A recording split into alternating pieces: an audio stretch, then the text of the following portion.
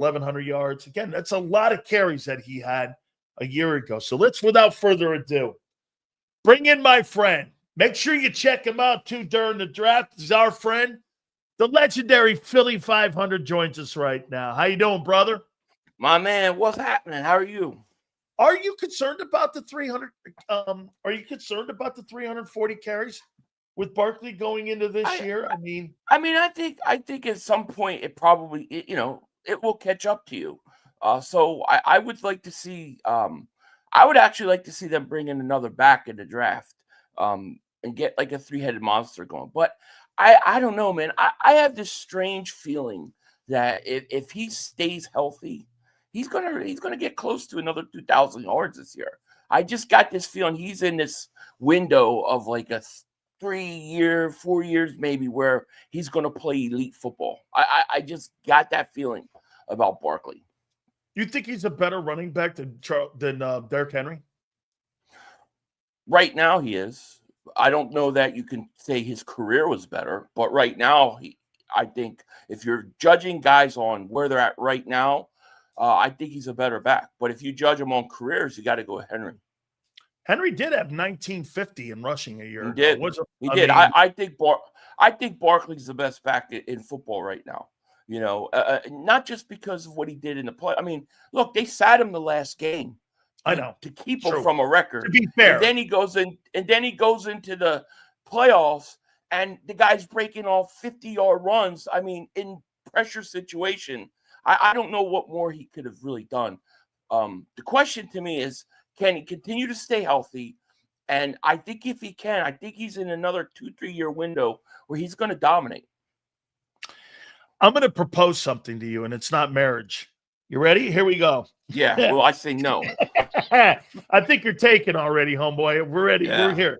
Yeah. So here, I'm going to give you pick number 32, pick number 64, pick number 96, pick number 134 to move up to the second pick in the draft or the third pick in the draft to draft either Abdul Carter or Travis Hunter. Would you do it? No. So there's somebody at 32, and you think you're going to find somebody in this draft which, quite frankly, in my opinion, from 10 down, they all look the same dudes to me. I don't think it's an exceptional draft. I don't disagree. I don't disagree. I don't disagree, but I don't think you need to. I guess to me, it's more that I believe in the guys that we've drafted, the young guys. I mean, I like Nolan Smith. I like Jalen Hunt. I want him to continue to develop. I don't see the need to go out and spend all those picks to get one guy. I would much rather go get position like safety. So depth. So you're saying this. Hey, if we're going to do anything in this draft, the one thing that we've lost, and I don't think there's any debate, has been, especially on defense, has been depth. Let's go build the depth. And next year when we got 8 picks and we got all those top picks coming for us, and if we need a situational decision to be made where we do move up, maybe next year's the one, and this year's the thing to build the roster. But, Jimmy Johnson always said this to me, Billy. He said, when you build a roster, you build it from the bottom up, not the top down, because you're only as strong as the weakest link in your roster. If you're not, he's always looking to replace the bottom 5%, not the top 5%. So look at it that way, build the depth now, go get your player if you need him next year. Yeah. I mean, partly, I just think, you got a lot of young guys that played well. Why not let them continue to develop and give them the opportunity to go out and, and play and be good. I don't dislike Abdul Carter, and I think it would cost you a lot more to get him. But I really like Nolan Smith. I really like Jalen Hunt. I think those guys need to play. They're not going to play. Jalen Hunt's not going to play as much if Abdul Carter's there. So I'd rather get a position that I have a giant hole at that I could fill right away. Is there somebody in the draft you're falling in love with that you really want to see them take down there at 32 if they do stay? There's not, and it's not like previous drafts where there's like one or two guys like, oh man, that's the guy. But I do like Nick Amenwari. And I think when you look at his size, his athleticism, I think Vic could use him in ways that, I think he could be a sleeper on our team. Very athletic. And I like Malachi Starks. But could I say, like, I'm super in love with them? Like maybe I was with Bijan Robinson a few years? No. I don't think there's anything like that. But I do think there's some decent guys. But I don't know if they'll be at 32. I still think you need to trade up. Here's my take on Malachi Starks. And this is where I get into debates with people. You know, like you and I just said, and I think you agree with me on this, that it really after 10, maybe 15, from 15 to 50, these guys all have the same numbers and all the same grades on what you're looking at. It really doesn't matter what the name on the back of the jersey is. It's really what kind of – do you look at the third best pass rusher versus the second best safety? You know what I mean? You're looking Right. at 32. My problem is this. I hate this philosophy that the Eagles have. So you're going to tell me you're going to take the fifth best edge rusher, and then you Right. got the number one guy at safety, a need. Right. And when you hear this, that's a problem for me when here's the breakdown on him that I did. I mean, this kid, Malachi Starks, he's 6 feet, he's about 200 pounds. He's 21. He had 400 snaps. 225, I think, were in the box. 271 were in the slot. So you see he's a five-star kid. He was, get this, when he showed up in Athens, Philly, Kirby Smart saw 2 practices and said, that guy's my starter. At Georgia, where all these guys have been drafted, most of them by the Eagles, one of all the players, he went like this, that guy's my starter as a freshman. Imagine the winning that kid has done there. And you see the IQ. He's got it. I'll tell you what Ed Reed told me. Ed Reed, he said he sets quarterbacks up. He'll turn his hips one way, knowing full well, wheel out, go back to where he's going to project a quarterback to throw the ball, and he's there. He's got great anticipation skills. You'd rather have the fifth best edge rusher than that guy at 32? No. I don't even But I think it's the gonna be Eagles fifth. would. Yeah, I do too. I think they would too. But I think it's going to be more like the 6th or 7th edge rusher. I really think there's going to be a huge run on edge rushers. Oh, yes. Nobody wants to pay those guys $40-something million. So when you see like James Pierce Jr. and those guys, I think they're long gone. So to me, you may be in a situation where the safety may be a position that you can actually draft a guy that's very talented, get the best safety, and have him play right away. Look how much success you had with the young guys playing right away. Why do I don't understand what the need is to go away from that. Like, keep doing it. It worked. That's how I feel. I'm with you on it. Hey, before I move on to a couple one, I had a guy from USA today call me. His name was Josh Peter.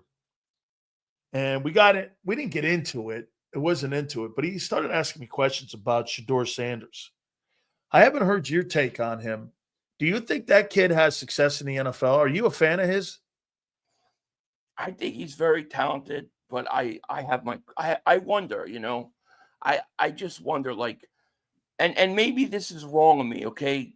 Maybe, but you go through all your college with your dad, and then you're going to pros, and your dad is a big part of that, and there's always rumors that your dad's eventually going to coach you in the pros. It's like, I want to see what this guy does when he goes through tough times.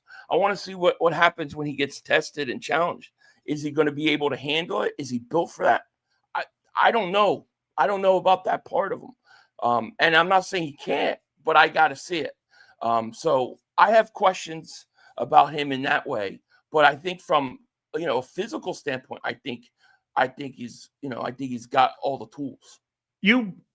You're down the line of thinking that I am, and this is what, in my opinion, made Jalen Hurts, Jaden Daniels, right, and some of these other guys that had to transfer, had to do things by themselves, had faced adversity. Tom Brady was constantly, they were never allowing him to win the job at Michigan. They were always trying to give the job to Drew Henson and other guys that when he was at Michigan. They never trusted him or believed in him. I think there's something of value to that. And I do like you too, said, yeah. you paved the golden ticket and the yellow brick road for a guy.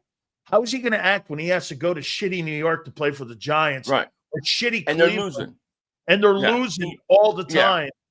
How's your Exactly. how is your character going to pop? And how are you going to be there when your pop's not there to clean shit up for you? Yeah, and I'm not saying he's not a nice kid or a good Right. guy. He may do it. He may He's a do great it. Right? kid. But that's just stuff that you haven't. I don't think he's been tested yet. So to me, that's if you're asking me a question mark. Now, if I'm a team up in the top 10 and I need a quarterback, yeah, I would take a chance on him. But that's the question I have about him going into the draft. Couple last ones here for you. What do you make of the Eagles not bringing in? They've had 1,000 visits, not one for tight end. Not one for tight end. And it's even worse. You got a guy. It's even worse than that. You got a guy, right? I mean, you got a guy sitting there who's maybe one of the top 5 or top 10 tight ends in the entire league. You don't want to pay him extra money. I mean, what are we talking about? I know he makes $15 million here, but you can't suck that up for 1 year, keep that guy on your team, move him in the next offseason when you got a better plan. It just looks to me they don't have a plan here, or maybe you see it different. You know, this is what I've been struggling with this and talking about this in my videos the last few days, because not only have they not brought a tight end, they brought in no safeties, or they brought in one safety that's not a first rounder. Where's Walter Nolan's not been in there? James Pierce Jr. has not been in there. None of these guys.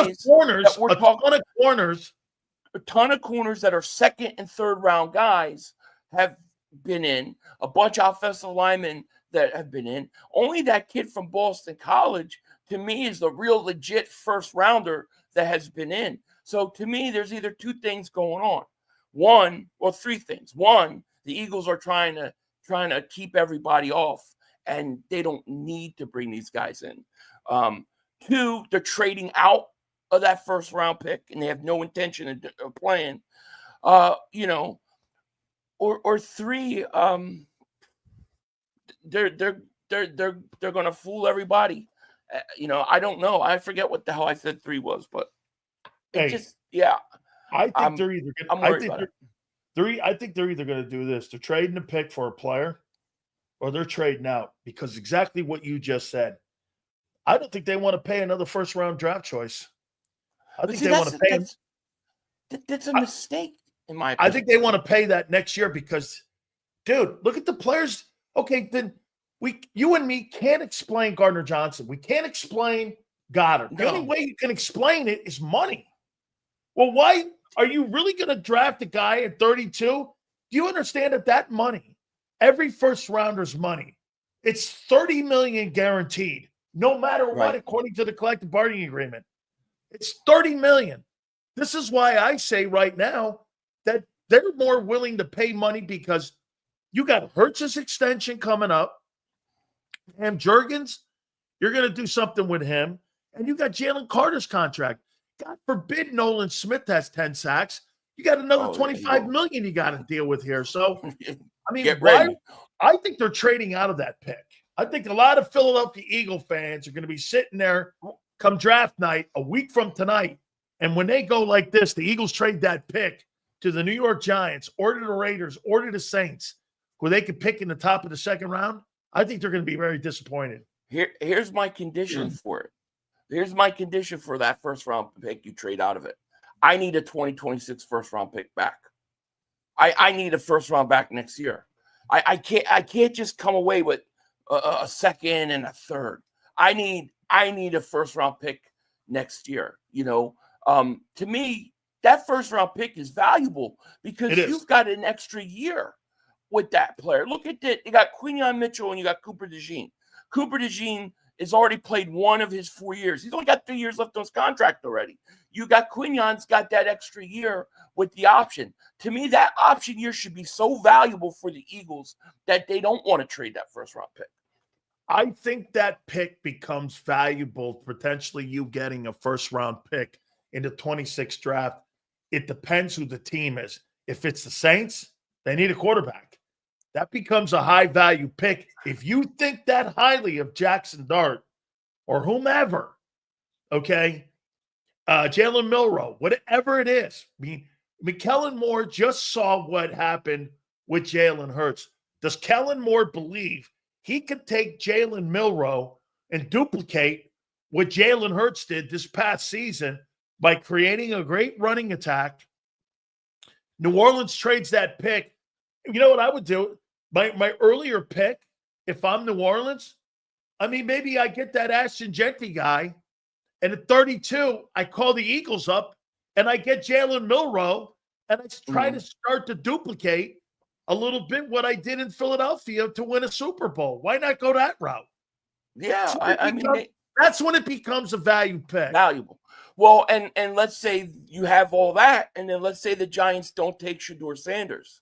To me, the Giants are in a position, they got to come out of this draft with a quarterback, or they're in trouble. So does that make that pick, that last pick in the draft, somebody trying to fight to get a quarterback, going to overpay? And if I could get a 2026 first in it, I would do it. I know this is going to sound crazy, but I would even consider saying, I'll give you the pick for your first round pick next year. That's it.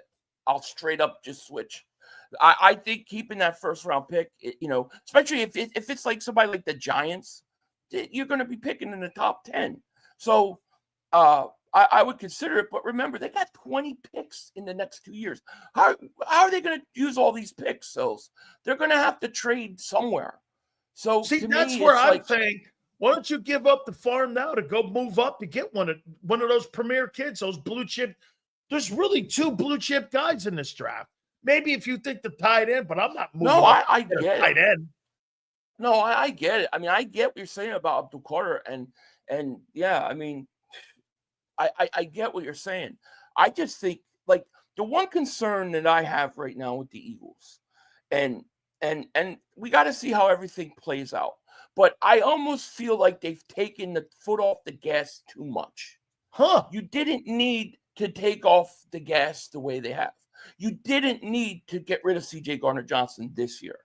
You didn't need to trade Dallas Goedert this year. You don't need to all of a sudden be content with trading out and just getting whoever falls to you. Stay aggressive. Stay the course. The course has been the last few years, you draft really well, you play your young guys, you develop them with the defense. They got a great defensive coaching staff. Develop these guys. Now you're in a position where the way I see this draft is you've got a position at safety where I think you're going to have 2 talented guys that could literally be not only the best player available when you draft, but the position of need at the same time. So why are you trying to go away from that? That's the one thing I worry about them. I hope they just didn't take too much off the gas. I have the Eagles defense this coming season. I'm projecting 15-20. Are you? Say that again? I have the Eagle defense somewhere between 15 and 20. No, I have them top 10. How? They lost half their defense. Because I believe that most of the guys, except for C.J. Gardner-Johnson, are all replaceable. And I think they've already been replaced.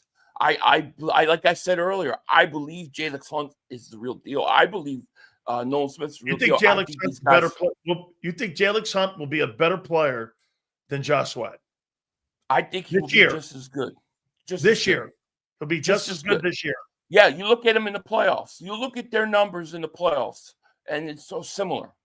Okay, so he was in a substitute role.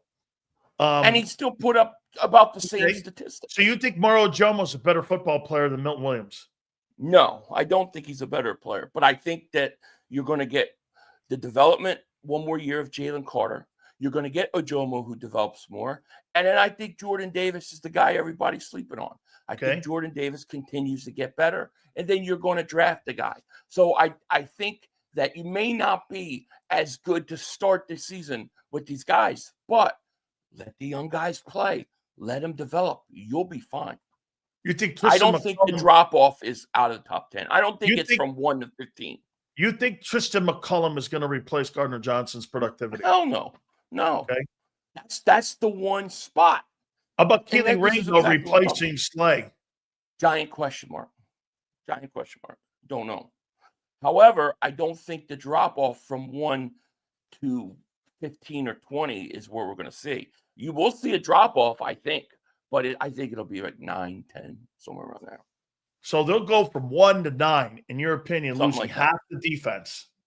Yeah, because I think half of them, maybe, but 2 positions have So been filled. you're saying that Nolan's going to continue to get better. Yes. You're saying that Keely Ringo is going to be able to hold down. Question mark. Question mark. Okay. Go there. Although I think Adoree Jackson is competent enough to hold the position down if needed. If Ringo can't get that position and win it. And so you think Trotter, until Dean's back, will be able to replace the 50 tackles that Burks had in the playoffs? I think so. I'm banking on it. But I'm also not, I'm still going to add another linebacker, whether it's through the draft or free agency after. Look at when they got Warren Burks. They got him late. I'm pretty sure they got him late. So I think they could did get a guy. Yeah. They could get a depth guy. I'm not worried about that.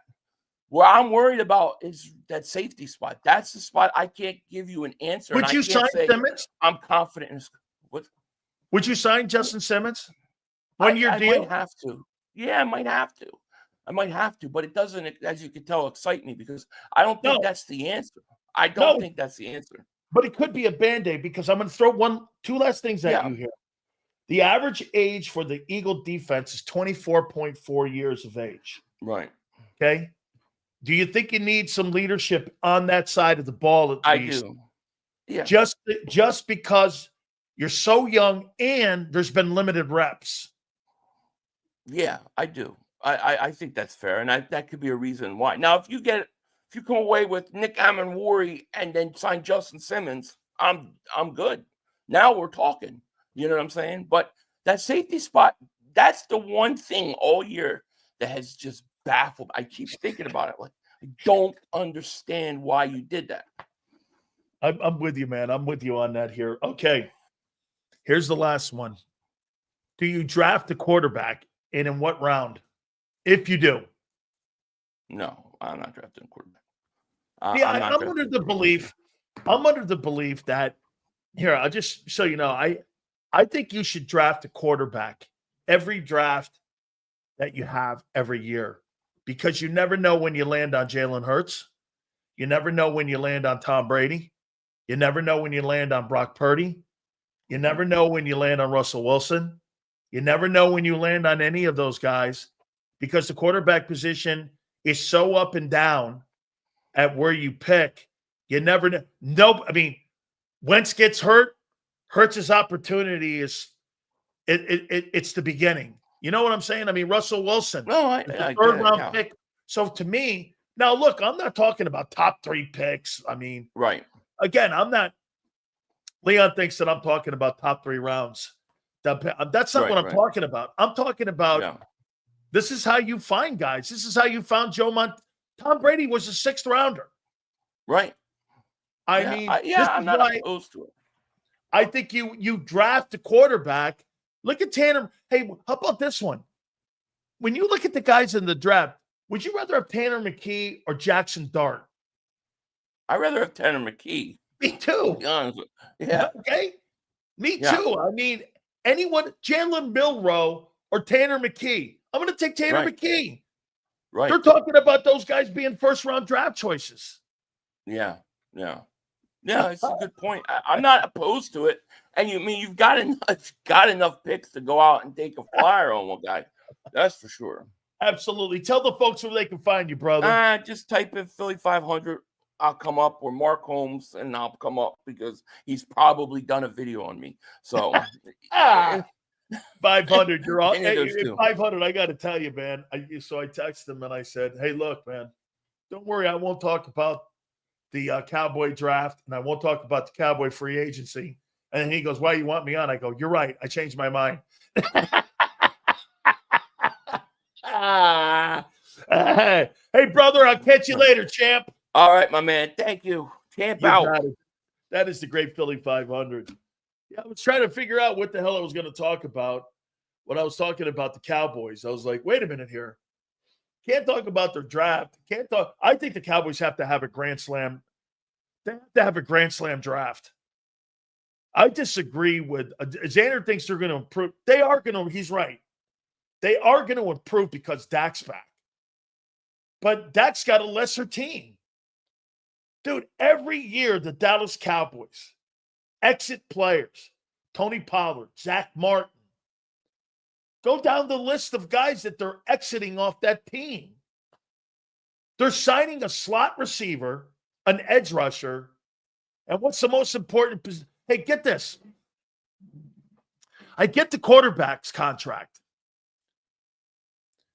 But look who the Eagles do contracts with. Landon Dickerson. Redoing deals with Jordan Mailata. Restructuring Lane. Solidifying that O-line. Best O-line coach. You know what the Cowboys do? They're signing an edge rusher, a slot receiver. Shit, the Eagles don't even give a shit about the slot. The Eagles care about D-tackle, O-line. That's the difference. The difference between the Cowboys is priorities. The reason that you can go get Saquon Barkley is because you have Landon Dickerson and you have Jordan Mailata and you have Lane Johnson and you have Jeff Stoutland. That's why you can have Barkley. You look at Bijan Robinson, for instance. We mentioned him. This guy's a great football player. 1,900 total yards. It's irrelevant. Why? Because he's in Atlanta. They don't have a stout defense. They have an okay O-line. They don't have their quarterback situation ironed out. The kid Pitts from Florida, I don't know who he is. Why? That's a bad place for him. And he's a great player. You put that guy on the Rams, he's a sensational Saquon Barkley player. No doubt about it. Look at Barkley. Barkley's on a shitty Giant team. You put him on a good Eagle team, he's sensational. I mean, there's no coincidence about that. Look at Tyreek Hill. Tyreek Hill's in Miami. What has he done except have bad character? Now I know why the Kansas City Chiefs moved off him. What do you have, another dispute here? A year ago, he was face down and cuffs on his back. Yesterday, cops were at his door with a domestic violence complaint. Situation that he had in Kansas City. I'll tell you what, for a guy who says he's innocent all the time, that shit surely chases him a lot. I don't really think much of him. And I see why the players voted him the best player in the league. I would never want Tyreek Hill on my team. Kansas City, they said the same thing. Okay? I mean, guy's a great player. Well, he's not great without Kansas City. He's a good player. I mean, I'm not having that on my team. Tyreek Hill, everywhere he's gone, Kansas City and Miami, there's been some domestic issue. Fuck that. I don't want some shit like that on my team. Dude, like I told you before, I'd rather have you rob a bank than have that guy in my locker room. Put your hands on chicks, it's a wrong move. If you don't stand for something, let me do this in my own locker room. You know what I'm going to do? Hey, I'll let you smoke pot. I'll get over that. If you have an issue where the Jordan Davis issue that you had at Georgia, all of that, I'll do my due diligence. I'll look into that. But at the end of the day, dude, if I find out you're putting your hands on women, that's unacceptable. Dude, I'd rather, you know what? Every one of us have been in arguments with their loved ones. I'd rather have my wife hit me with a fucking shovel than me put my hands on her. That's not happening. I've never put my hands on my kid. You know why? That's the first thing that and the only person ever to hit her would be her dad, that's not happening. It's not happening. You got to have some control of yourself, especially a football player. And let me beat my kid. Great. You're not playing here with me, guy. Okay? I mean, that's right.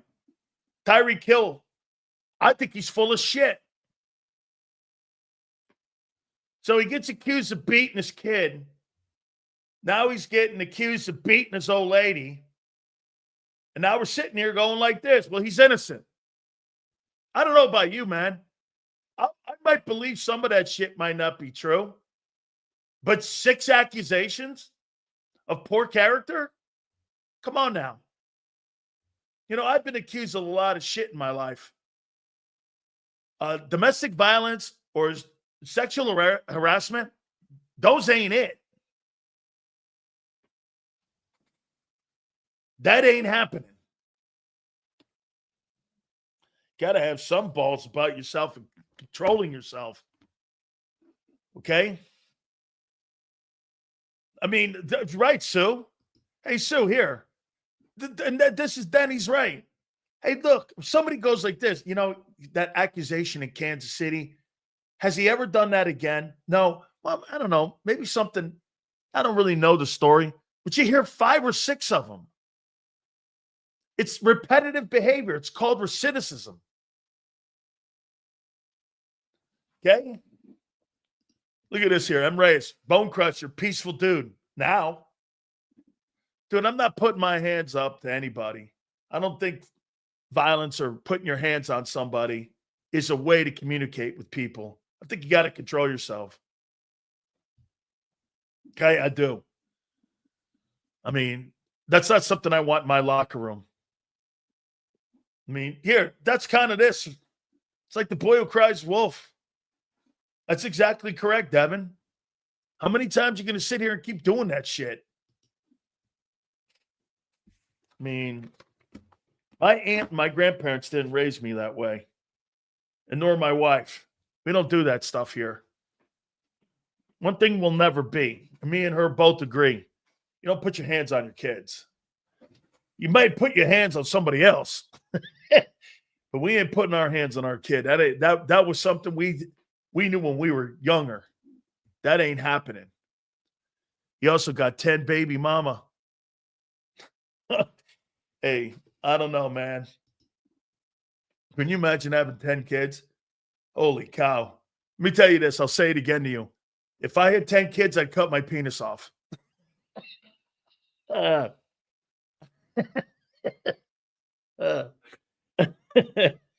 if I had 2 kids, I'd cut my penis off. Crazy, man. Leon, 10 kids? Holy shit. I'd be poorer than I am now. Oh, man. Hey, right. I'm transitioning. Hey, shit, Xander goes, 10 kids would be electric. 2 more, and I got a starting 12. No, 1 more, I got a starting 11.